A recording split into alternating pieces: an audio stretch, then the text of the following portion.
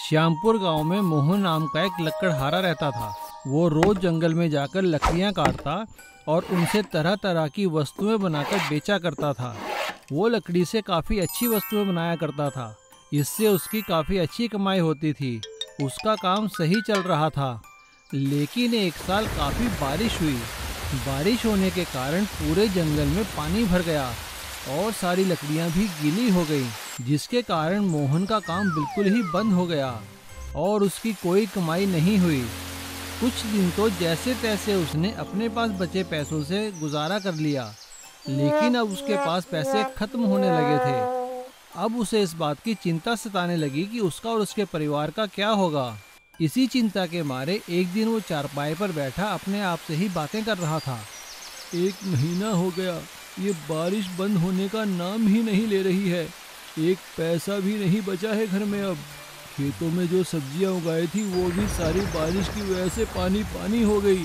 हे भगवान, ये किन पापों की सजा दे रहे हो आप? पता नहीं ये कब ठीक होगा। अपने पिता की बातें सुनकर उसके पास आके कहता है, चिंता मत कीजिए पिताजी, जल्द ही सब ठीक हो जाएगा, आप निश्चिंत रहिए। बेटे की बात सुनकर मोहन उसे गले लगा लेता है और दोनों सूखी रोटी खाकर सो जाते हैं। लेकिन रात भर मोहन के बेटे बिट्टू को नींद नहीं आती और वो सोचता है और भगवान से प्रार्थना करता है। मेरे पापा बहुत दुखी हैं, वह पूरे साल इतनी मेहनत करते हैं। काश इस बारिश में एक ऐसा पेड़ उगे जिसमें रोटियां उगती हों। अरे हाँ, उससे सभी गांव वालों को भोजन की कभी कमी भी नहीं होगी।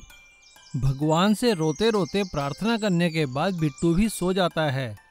अगले दिन मोहन की जब नींद खुलती है, हे प्रभु, आज तो बारिश बंद हो जानी चाहिए, चलो बाहर चलकर देखता हूँ।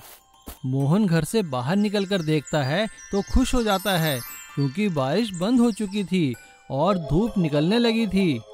तभी मोहन का दोस्त रामू उसे चिल्लाते हुए बुलाता है, अरे मोहन, जल्दी आओ जल्दी आओ, भाई एक चमत्कार हो गया, आकर देखो। अरे क्या हो गया रामू, इतना क्यों चिल्ला रहे हो? मोहन भागता हुआ अपने दोस्त के पास जाता है और जंगल में जाकर देखता है कि एक पेड़ पर रोटियां उगी हुई थी।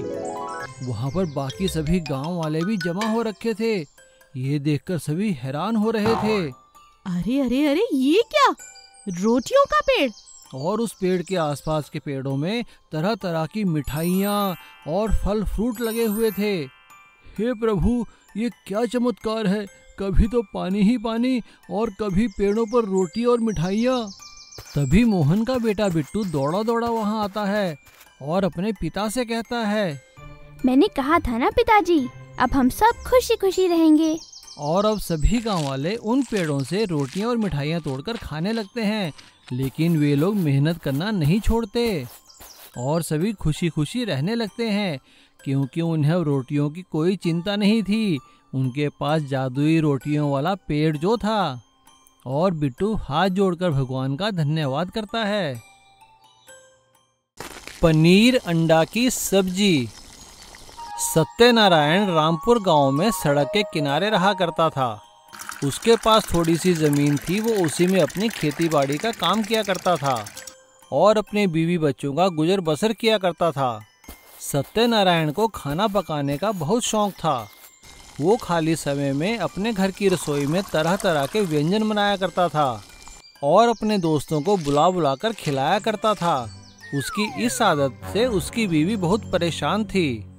एक दिन उसकी बीवी कमला ने उससे कहा, देखो जी, बहुत हुआ, सारी रसोई खराब कर दी। अगर अपने दोस्तों को पका पका के खिलाने का इतना ही शौक है तो दूसरी रसोई बना लो, मेरी रसोई में हाथ मत लगाना। ठीक है भगवान, नाराज क्यों होती हो? मैं आज ही घर के दूसरे कोने पर एक रसोई बना लूंगा।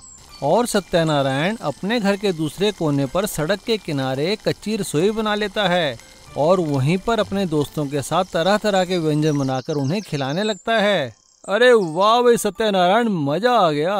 आज तो कद्दू की सब्जी और पूरी खाकर दिल खुश हो गया। हाँ भाई सत्यनारायण, रायते का तो जवाब ही नहीं। अब भाई दोस्त हो तो तुम्हारे जैसा।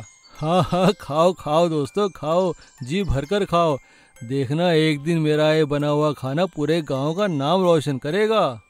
तभी उसकी बीवी आकर उससे कहती है, हाँ हाँ, गांव का नाम रोशन करेगा ऐसा तो पता नहीं, मगर घर में तो कंगाली आ ही जाएगी। लाला आया था, राशन के पैसे मांग रहा था, जाओ देकर आओ उसे सारी कमाई।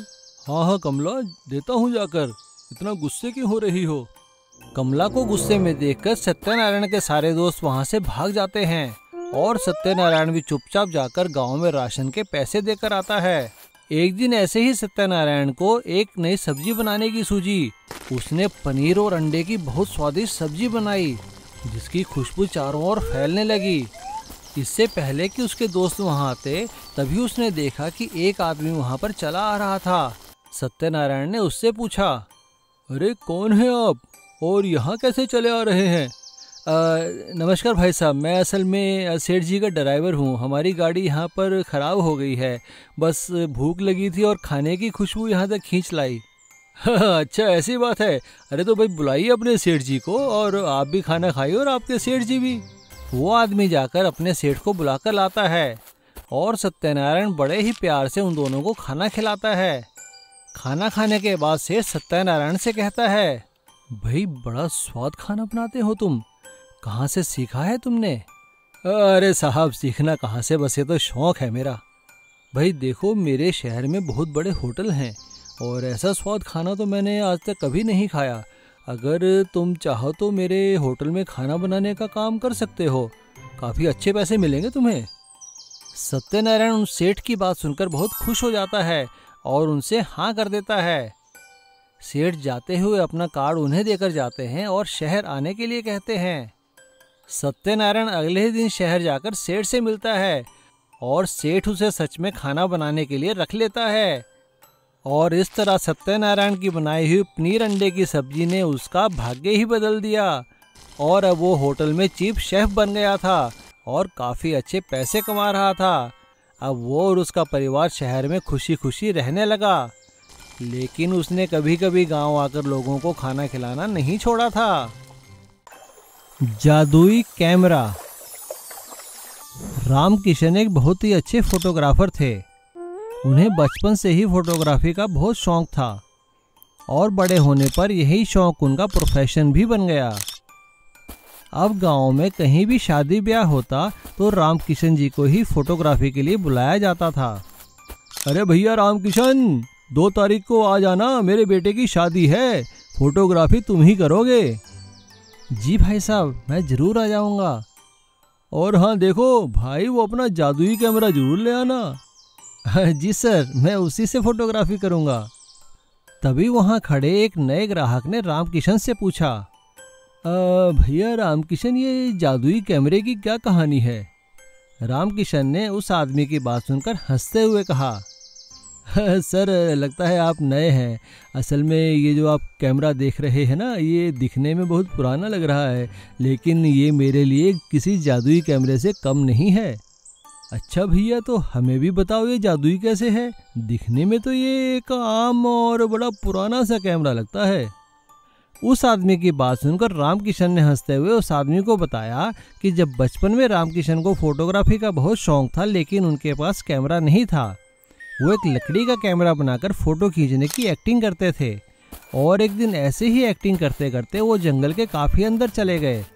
और जब वो फोटो खींचने की एक्टिंग कर रहे थे, तभी उन्होंने देखा कि एक शेर एक साधु महात्मा पर हमला करने वाला था। रामकिशन ने पत्थर उठाकर उस शेर को मारा। वो शेर डर के वहाँ से भाग गया और जब साधु ने पलट कर देखा कि रामकिशन ने उसकी जान बचाई है, तो उन्होंने कहा कि मांगो, क्या मांगते हो? तो रामकिशन ने उसे अपने शौक के बारे में बताया। साधु ने उसे आशीर्वाद देते हुए कहा, बेटा तुमने मेरी जान बचाई है।